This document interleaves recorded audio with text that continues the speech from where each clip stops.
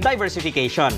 Sa investing, ang diversification ay ang paglagay ng pera mo sa iba't ibang klaseng investments para kung sakaling malugi ang isa, safe pa rin at posibleng kumikita pa ang pera mo sa iba.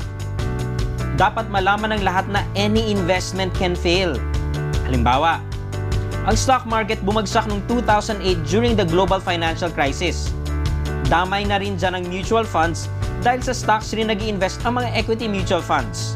Sabihin nating may hawak ka mang real estate, damay pa rin yan dahil meron pa bang gustong bumili niyan matapos itong maondoy? May mga maliliit na insurance companies na lulugi at nababankrupt. Meron ding underperforming VULs. Ultimo Banco at huge financial institutions tulad ng Lehman Brothers nalulugi at nagsasara. Isipin mo na lang kung ano ang gagawin mo kung ipinasok mo ang lahat ng savings mo sa iisang investment vehicle lamang at biglang tinamaan ito ng malas. Kaya dapat laging mag-ingat.